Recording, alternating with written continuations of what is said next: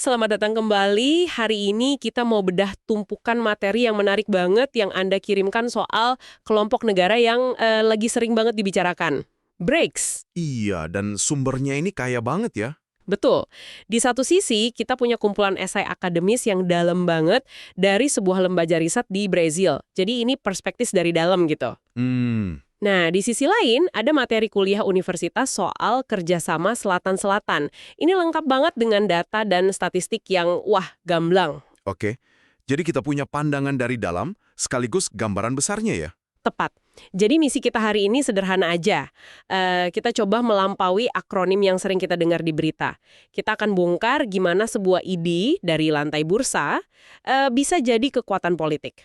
Menarik. Oke, kita mulai dari akarnya dulu ya, karena ini bukan kisah pembentukan aliansi yang biasa. Bukan, sama sekali. Ceritanya itu nggak dimulai di ruang rapat PBB atau konferensi diplomatik, tapi dari laporan seorang ekonom di Goldman Sachs, Jim O'Neill, tahun 2001. Betul.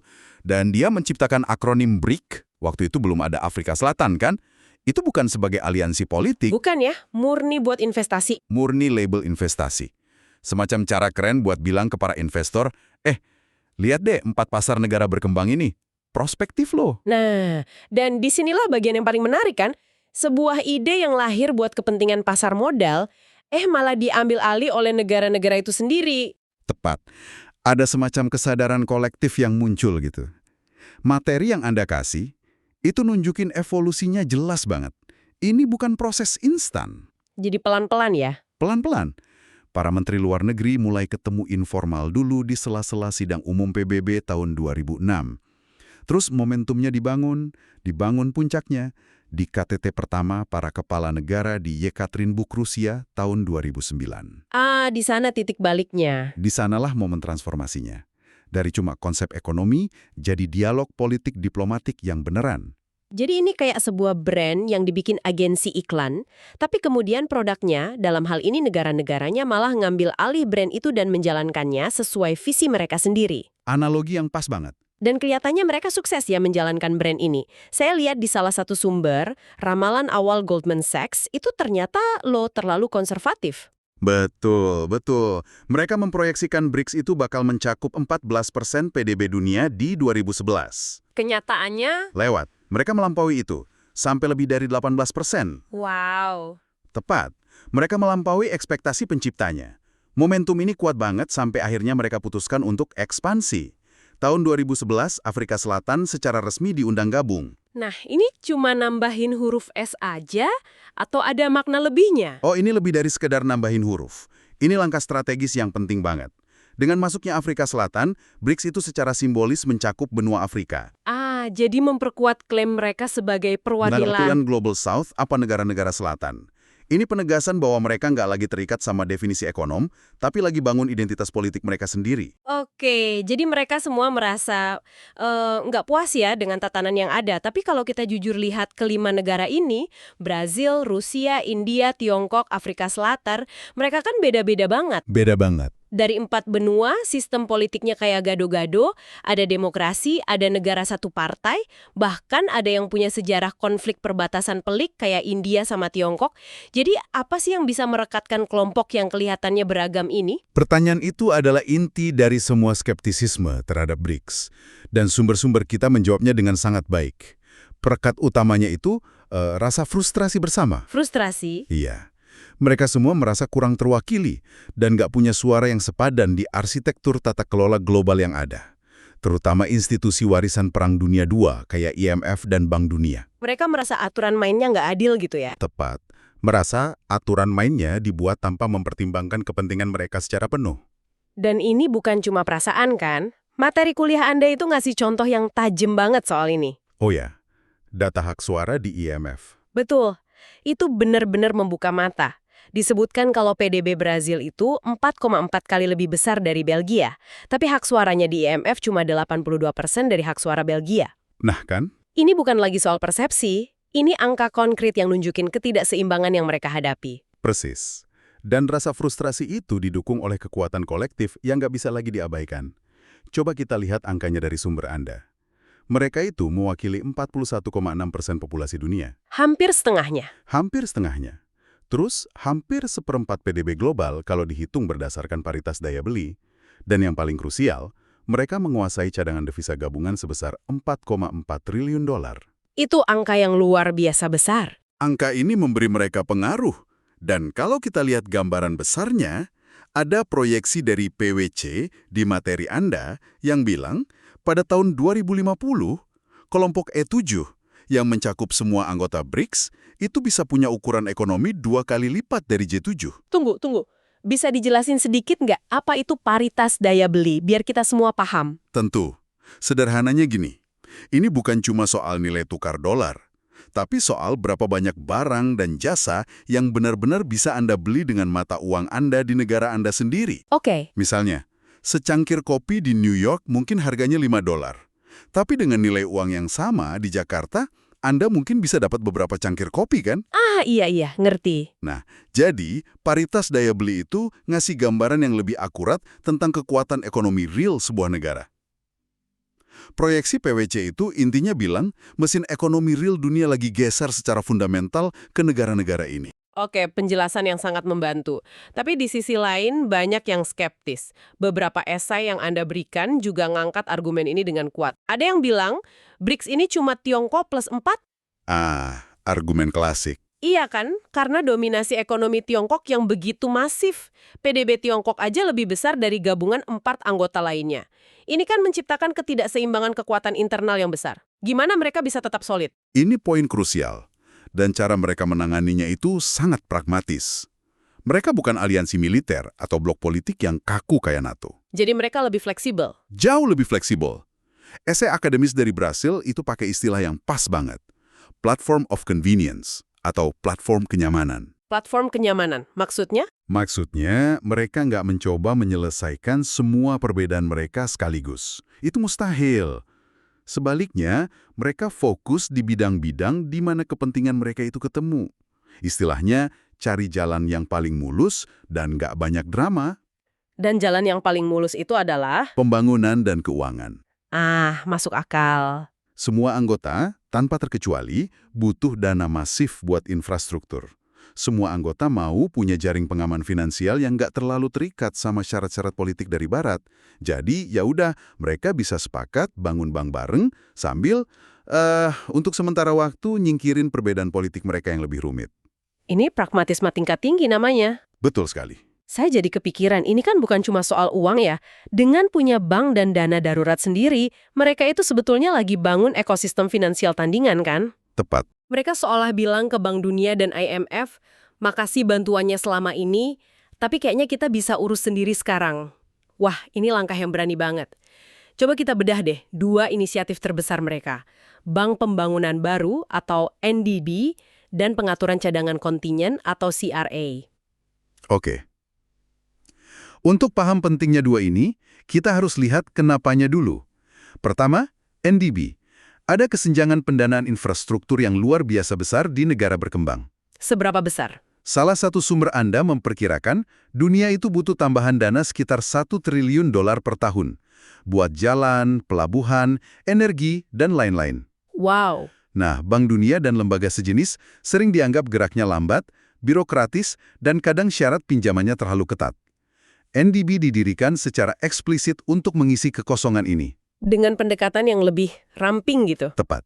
Lebih ramping dan lebih fokus pada kebutuhan nyata negara berkembang. Oke, jadi NDB itu buat proyek jangka panjang untuk membangun. Tapi gimana dengan krisis jangka pendek? Kalau tiba-tiba pasar goyang, modal asing kabur, mata uang mereka anjlok, apa mereka juga punya semacam dana darurat sendiri biar nggak langsung lari ke IMF? Pertanyaan yang bagus banget. Dan itulah gunanya inisiatif kedua mereka yang sama pentingnya.